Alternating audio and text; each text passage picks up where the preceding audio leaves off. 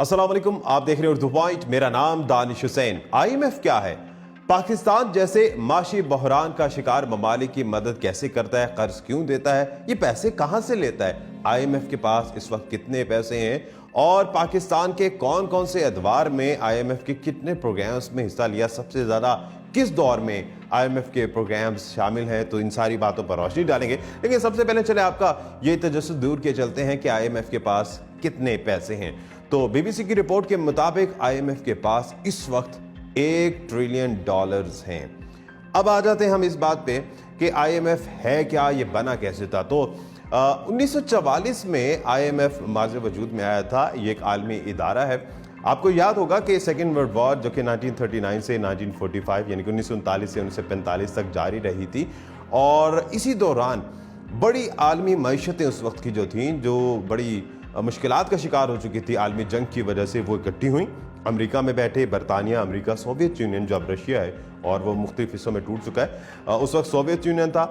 ये सब लोग इकट्ठे हुए और इन्होंने सोचा कि एक ऐसे इदारे बनाए जाएं जिसमें मईशत को देखा जाए। जो मुल्क ख़ास तौर पे यूरोपीय ममालिक किसी माशी मसाइल का शिकार हैं तो उनको इस चीज़ से निकालने के लिए एक ऐसा इदारा होना चाहिए। तो दो इदारे बनाए गए, एक वर्ल्ड बैंक और एक IMF, जिसे इंटरनेशनल मॉनेटरी फंड भी कहा जाता है।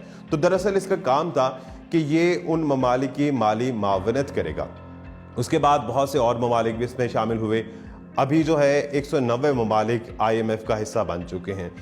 ये मेंबर किस तरह से बना जाता है, पाकिस्तान कब मेंबर बना, इस पर हम बात करते हैं। लेकिन सबसे पहले चूंकि पाकिस्तान की इंटरेस्ट की बात हमने करनी है तो वही पहले कर लेते हैं। तो पाकिस्तान ने इसकी मेंबरशिप ली थी 1950 में, 11 जुलाई 1950 में। लेकिन पहली दफ़ा IMF के प्रोग्राम में 1958 में पाकिस्तान शामिल हुआ था और IMF के साथ पहले प्रोग्राम के तहत उसे कर्ज मिला था। यानी कि ये कह सकते हैं कि 1958 से पाकिस्तान जो IMF का मक़रूज़ है और आज तक है।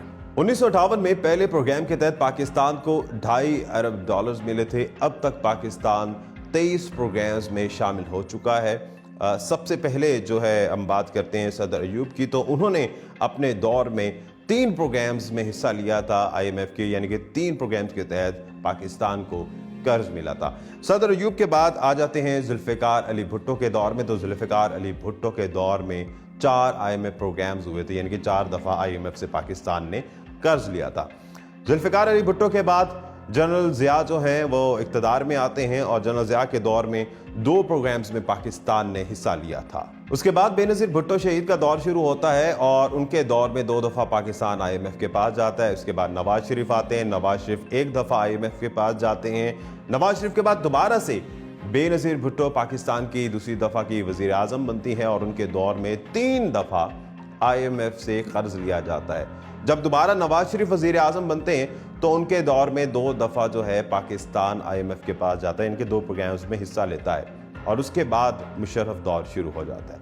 मुशर्रफ दौर में 2 दफ़ा पाकिस्तान IMF के पास जाता है। मुशर्रफ दौर के बाद दोबारा से पाकिस्तान पीपल्स पार्टी का दौर होता है। सैयद यूसुफ रज़ा गिलानी उस वक्त के वज़ीर आज़म होते हैं और उस दौर में पाकिस्तान एक मरतबा जो है वो IMF के पास जाता है।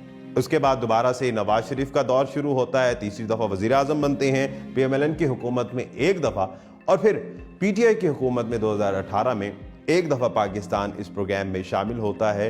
PTI की गवर्नमेंट चली जाती है, लेकिन उसके बाद दोबारा से इस प्रोग्राम को कंटिन्यू किया जा रहा है और $7 अरब की कर्ज की बहाली का जो प्रोग्राम है उसके लिए मुज़ाकरात जारी हैं। 9 फरवरी तक ये मुज़ाकरात जो हैं वो इस्लामाबाद में जारी रहेंगे, जिसके तहत पाकिस्तान से अगर ये मुज़ाकरात कामयाब हो जाते हैं तो पाकिस्तान को मज़ीद $7 अरब मिलेंगे। लेकिन ये उसी प्रोग्राम जो PTI के दौर में शुरू हुआ था, BBC के मुताबिक ये उसी का सीक्वल है, ये उसी की कड़ी है। अब इसमें बहुत सी अहम शराइत हैं जो IMF की जानिब से लगाई गई हैं। कई ममालिक इस पर शिकायत भी करते हैं, जिस तरह से पाकिस्तान भी करता है, और एक बार फिर से पाकिस्तान को इसका सामना करना पड़ रहा है क्योंकि IMF ने ये प्रोग्राम रोका है और हुकूमत से ये मुतालबा किया जा रहा है कि आप टैक्सेस को बढ़ाएं, शराइत को सख्त करेंगे तो फिर आपको ये $7 अरब मिलेंगे। और जब तक ये मुज़ाकरात कामयाब नहीं हो पाते तब तक IMF जो है पाकिस्तान की किस्त को रोक के रखेगा। अब आ जाते हैं कि कौन कौन से ममालिक इसमें शामिल होते हैं। तो 190 ममालिक अब इसके मेंबर हैं। पाकिस्तान जिस तरह से पहले बताया कि वो 1950 से IMF प्रोग्राम का मेंबर है। اور ممبرشپ کوئی بھی لے سکتا ہے, کوئی بھی ملک جو ہے وہ اس میں شامل ہو سکتا ہے. اس کے لیے جو فارمیلٹیز ہیں, جو شرائط ہیں وہ پوری کرنی پڑتی ہیں, اور ان فارمیلٹیز یا شرائط کے بعد آپ اس کے ممبر بن جاتے ہیں. لیکن اس ممبر بننے کے لیے آپ کو ایک کوٹا سبسکرپشن لینی پڑتی ہے, یعنی کہ اس کی ایک فیس ہوتی ہے. اور اس فیس کا جو پیٹرن ہے وہ یہ ہے کہ جو ملک جتنا سٹیبل ہوگا معاشی طور پر, اس کی جو سبسکرپشن فیس ہے وہ اتنی زیادہ ہوگی. تو یوں ہم اندازہ لگا سکتے ہیں کہ جو بڑی معیشتیں ہیں جس طرح امریکہ, برطانیہ, رشیا یا باقی ممالک, تو ان کی سبسکرپشن فیس جو ہے وہ زیادہ ہوتی ہے, جبکہ دیگر ممالک جیسے کہ پاکستان, برازیل یا اور افریقن کنٹریز یا جتنے ممالک ہیں تو ان کی سبسکرپشن فیس کم ہوتی ہے یا نہیں ہوتی ہے.